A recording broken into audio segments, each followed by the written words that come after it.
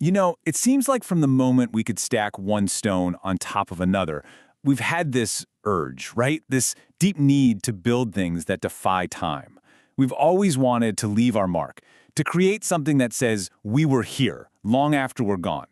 And this, well, this is the story of that legacy. A story written in stone right across the globe. So, think about it. Over 2,000 years ago, people made a list of the most incredible structures on Earth, the original 7 wonders. They were the ultimate bucket list. But you know how it goes. Time is a tough customer. Earthquakes, fires, just the slow march of history. It's wiped almost all of them off the map. All but one.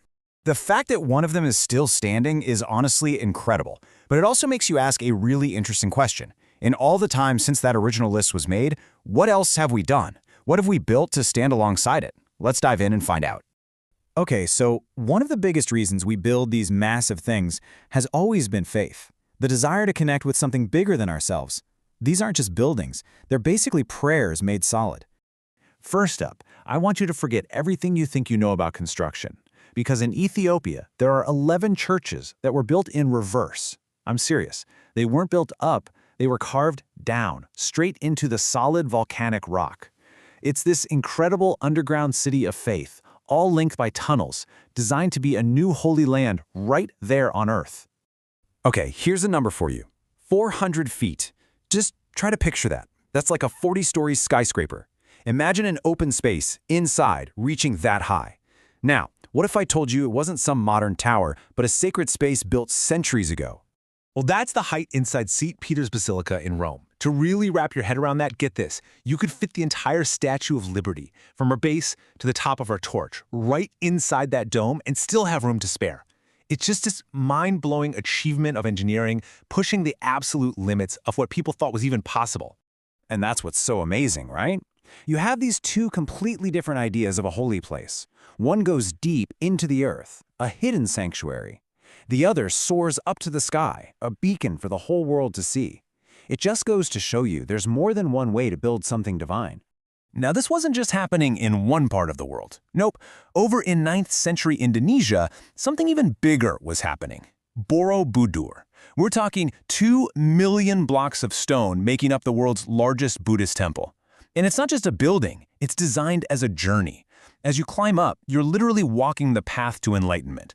For centuries, it was totally lost to the jungle, but now it's back, this timeless monument to belief. But hey, faith isn't the only reason to build something huge. Rulers have always known that buildings mean power. It's how you show your authority, celebrate love, and make absolutely sure no one ever forgets your name. And you can't talk about legacy without talking about the Taj Mahal. It is so much more than a building. It's basically a love poem written in stone. When the Emperor Shah Jahan lost his favorite wife, his grief was so powerful, he poured it all into creating this perfect structure. It's just a vision in white marble, a masterpiece. And this description, it just says it all. A teardrop on the cheek of eternity. It's not just about the architecture. It's about a feeling of love and loss, made so beautiful that it would last forever. So we go from a monument built for eternal love to one that's basically straight out of a fantasy. This is Neuschwanstein Castle. It looks like it was plucked right out of a fairy tale, and, well, it kind of was. It was the actual direct inspiration for Walt Disney's Sleeping Beauty Castle. It's one king's incredible, whimsical dream made real. All right, so sometimes we build for faith, sometimes for power, and sometimes we build just to prove we can. This next group is all about pure human ingenuity. It's about looking at an impossible challenge and saying, yeah, we can do that. 80,000. Think about that number for a second. That's a modern, top-of-the-line football stadium, completely packed. Now imagine a place that could hold that many people almost 2,000 years ago. Yep, that was the Roman Colosseum.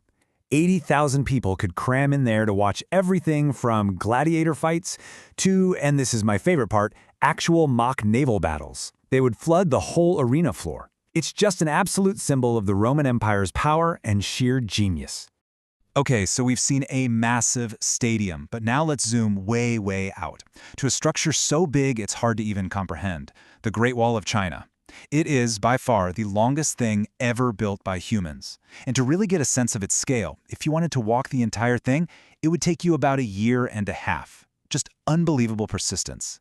So we've gone horizontal, now let's go vertical. Straight into our own time. 2,715 feet. That is the insane, jaw-dropping height of the Burj Khalifa in Dubai, the tallest building in the world. This thing went up so fast that at its peak, they were adding a whole new floor every 3 days. So, we've looked at faith, we've looked at power, we've looked at pure engineering genius, which brings us all the way back to where we started, back to the ultimate symbol of just enduring, the one structure that connects us all the way back to the ancient world. Of course, we have to end with the Pyramids of Giza. For an absolutely mind-boggling 3,800 years, the Great Pyramid was the tallest building on planet Earth. It is the last survivor of the original 7 wonders, just this silent, incredible giant that has watched entire civilizations rise and fall. It's the first chapter in our story of building, and somehow it's still here. And thinking about all this, it leaves you with one final thought, doesn't it? The pyramids have been around for 4,500 years. Will our modern marvels, our shiny skyscrapers and super bridges do the same? When people look back at our time thousands of years from now, what will they see? What will be our legacy in stone and steel?